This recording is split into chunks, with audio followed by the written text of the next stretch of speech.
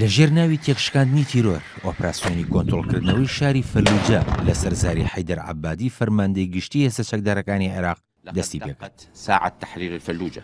ئۆپراسیۆنەکەش بە بەشداری نزیکەی 20,000 سەرباز لە هێزەکانی سوپا و دەستگای دژە تیرۆر و چەکداری هۆزەکان و بە یارمەتی هێزی ئاسمانی هاوپەیمانان ئەنجام دەدرێت و چەکدارانی حەشدی شەعبیش بەشداری لە شەڕەکەدا ناکەن و تەنها گەمار و شارۆچکەکەیان داوە.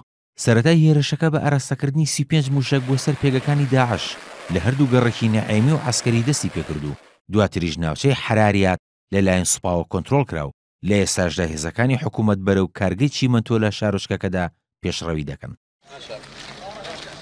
دەستپێکردنی ئۆپراسیۆنەکە دوای ئەوە دێت کە سوپای عێراق داوای لە هەوڵاتیانی شاری فەلوجە کرد شارۆچکەکە جێهێڵن و وەک ئامادەکاریەک بۆ هێرشەکە. بەڵام چەکدارانی داعش لە دەواازەکانیدا لە ناوچەکانی فەلاحات و عامری فەلوجە ڕێگریان لە دانیشتوانەکەی کردووە و چەند هاوڵاتیەکیشیان کوشتووە کە هەوڵیاندا بوو خۆیان دەرباس بکەن.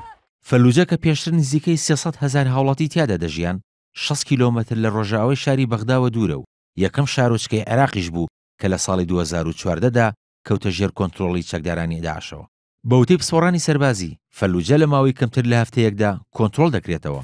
بۆ پێی چەکدارانی داعش توانایەکی ئەو تویان لە شارۆچکەکەدا نەماوە. دەژڵێن لە دوای پێشڕەویەکانی سوپای حکوومەت لە شارۆچکەکانی هیت و ڕوتبە لە پارێزگای ئەنبار کۆنتڕۆڵکردنەوەی فەلوجە ڕێگەی نێوان بەغدا و سنووری ئوردون بە درێژایی زیاتر لە 500 کیلۆمەتر ئارام دەکات.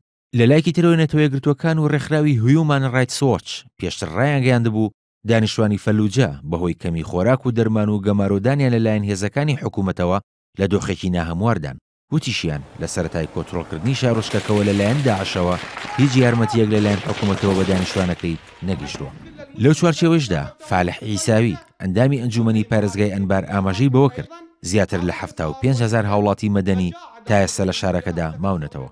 لایەنە سونەکانیش هۆشداریان داوە لە دووبارەبوونەوەی سیناریۆی پێشەلکاریەکانی چەکدارە شیعەکان لە دوای کۆنتڕۆڵکردنەوەی شارۆچکەکە دەرهەق بە هاوڵاتیانی سونی وەک ئەوەی پێشتر لە دوای کۆنتڕۆڵکردنەوەی چەند ناوچەیەک لە هەردوو پارێزگای دیالۆ سەلاحەدین ڕوویاندا.